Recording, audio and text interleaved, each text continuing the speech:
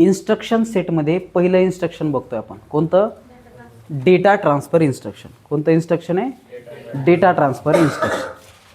पहिलं इन्स्ट्रक्शन, एका ठिकाणून दुसऱ्या ठिकाणी डेटा ट्रान्सफर करायचा, त्याला काय म्हणायचं आहे? Data transfer instruction. गाव पातळीवर सगळ्यात जास्त डेटा ट्रान्सफर इन्स्ट्रक्शन कोण फॉलो करतं? महिला. ओके, महिला मंडळ करतात. आता ह्या बाळाला जास्त माहिती आहे, विषय दुसरीकडे भरकू नका. पण मग तुम्हाला माहिती आहे डेटा ट्रान्सफर म्हणजे काय?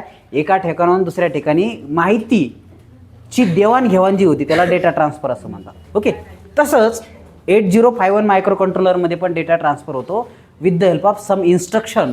That instruction is known as data transfer instruction. उदाहरणार्थ पहिलं instruction move destination byte comma source byte. Source बाईटमधून डेस्टिनेशन बाईटमध्ये डेटा मूव्ह करण्याचं काम इथं होतं. बघा फंक्शन काय याचं?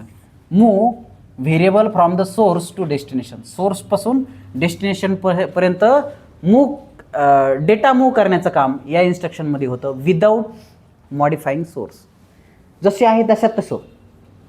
काही डेटा ट्रान्सफर करताना थोडं वेगळं करून आपल्या भाषेत सांगितलं, तेलमीठ लावलं सांगितलं जातं. तसं इथं होतं का? नाही, जशाचं तसं विदाऊट मॉडिफाय. आलं लक्षात? त्याला काय म्हणतात? Exact without modification data transfer म्हणतात. तर उदाहरणार्थ मूव्ह R0 @ATH. ATH हा डेटा, या ॲड्रेसवरचा डेटा इमिडिएट कुठं मूव्ह करायचा आहे? R0 मध्ये. तर कोणतं ॲड्रेसिंग मोड आहे इथं? इमिडिएट ॲड्रेसिंग मोड आहे. कधी कधी हे इन्स्ट्रक्शन विचारलं जाईल आणि फाइंड द ॲड्रेसिंग मोड विचारलं जाईल. तर याचा ॲड्रेसिंग मोड कोणता आहे? Immediate addressing. का बरं? हॅश लागले. लक्षात आले?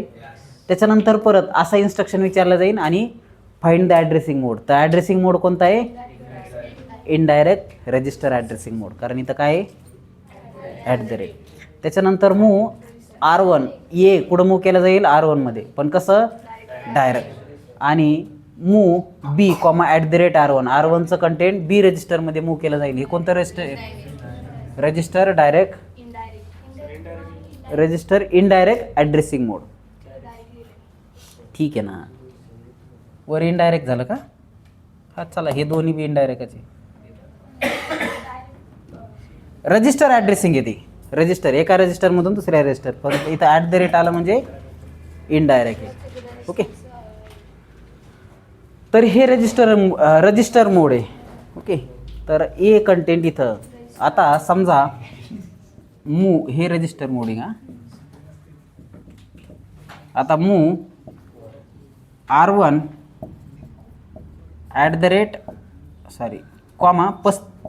35H करू. तर 35H R1 मध्ये जर मूव्ह केलं तर हे काय आहे? डायरेक्ट आहे. ओके, हे डायरेक्ट आहे. तर हे ॲड्रेसिंग मोड समजले का तुम्हाला? 35H जर R1 मध्ये मूव्ह केलं तर याला आपण काय म्हणतो? डायरेक्ट ॲड्रेसिंग मोड म्हणतो. R1चं हे, आता हे दोन्ही सेम आहेत बरं का? हे कोणते रजिस्टर? इनडायरेक्ट आहेत दोन्ही. त्याच्यानंतर हे रजिस्टर मोड आहे, एका रजिस्टरमधून दुसऱ्या रजिस्टरमध्ये. तर हे तुम्हाला लर्न करावं लागेल. जे आज आपण शिकलो ना ते एकदा बघावं लागेल, नंतर तुम्हाला हे सोपं जाईल. तर move destination byte source byte. Source बाईटचं कंटेंट डेस्टिनेशन बाईटमध्ये टाकण्याचं काम इथं होतं. त्याच्यानंतर मूव्ह DPTR #डेटा 16. 16 बिटचा डेटा जो आहे तो आपण काय करतोय? तो आपण डेटा पॉइंटरवर इमिडिएटली सेट करतोय. तर उदाहरणार्थ move DPTR @1234H 10234H 1234H. तर याच्यामध्ये काय केलं जातं? हा इमिडिएट कुठं घेतला? Data pointer. मग डेटा पॉइंटर H आणि डेटा पॉइंटर L असे दोन असतात.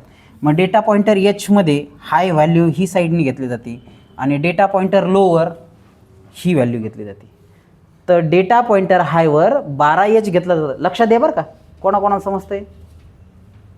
हा डेटा आपण काय करतो? DPTRला टाकतोय, डेटा पॉइंटरला टाकतो. तर डेटा पॉइंटर हाय वर 12 येतं आहे आणि डेटा पॉइंटर लोवर किती येतं आहे?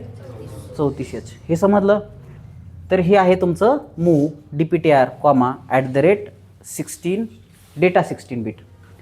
आता मूव्ह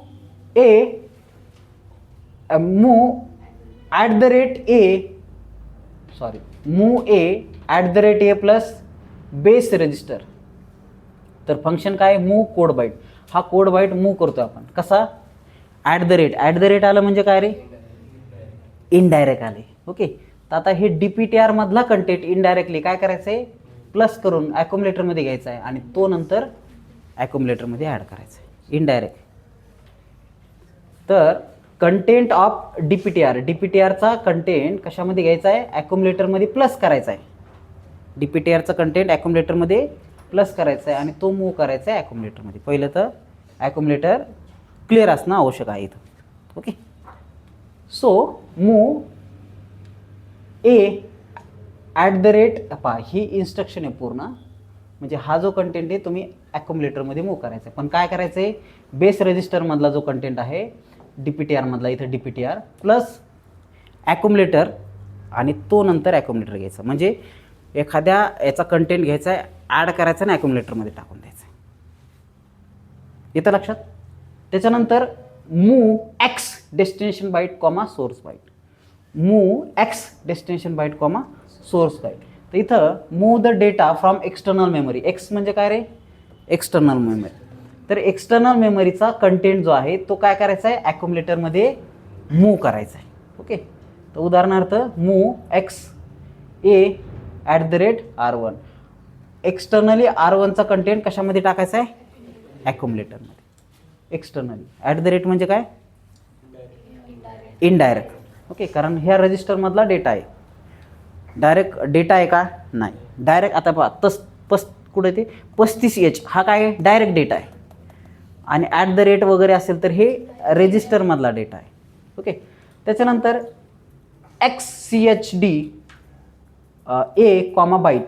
तर फंक्शन काय, exchange digit in accumulator with digit internal RAM location. Internal RAM लोकेशनचं डेटा जो आहे तो एक्सचेंज करायचा कोणासोबत, ॲक्युमुलेटरसोबत. उदाहरणार्थ exchange A comma at the rate R0. तर R0चा जो कंटेंट आहे तो एक्सचेंज करायचा कोणासोबत, ॲक्युमुलेटरसोबत. तर हा एक्सचेंजचा कंटेंट. तर हे सगळे काय आहेत रे, डेटा ट्रान्सफर इन्स्ट्रक्शन आहे. हे किती सगळे काय, डेटा ट्रान्सफर इन्स्ट्रक्शन. तर 5 इन्स्ट्रक्शन आहे डेटा ट्रान्सफरचे.